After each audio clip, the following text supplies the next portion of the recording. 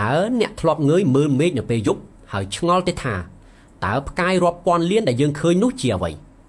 ថ្ងៃនេះសូមនាំអ្នកទាំងអស់គ្នាទៅស្គាល់ Galaxy Milky Way ដែលជា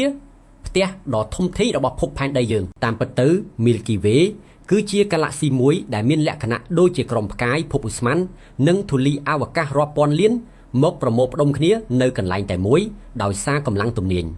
បើប្រៀបធៀបឲ្យងាយយល់ Milky Way ប្រៀបដូចជាទីក្រុងដ៏ធំមួយនៅក្នុងចក្រវាឡហើយផែនដីនិងព្រះអាទិត្យរបស់យើងគ្រាន់តែជាផ្ទះតូចមួយ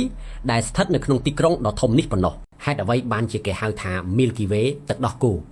ឈ្មោះនេះមិនមែនមកពីមានទឹកដោះគោនៅលើមេឃនោះទេវាមានប្រភពមកពីការមើលឃើញពីផែនដីនៅពេលមេឃស្រឡះល្អ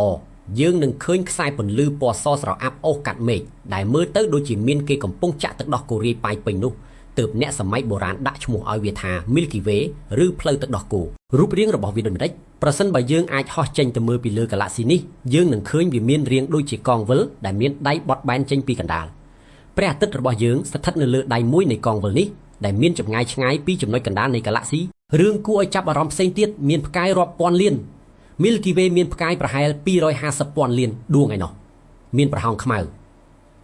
នៅចំកណ្ដាលនៃ Galaxy របស់យើងមានប្រហោងខ្មៅដ៏ធំមហិមាមួយដែលធ្វើឲ្យផ្កាយទាំងអស់វិលជុំវិញវា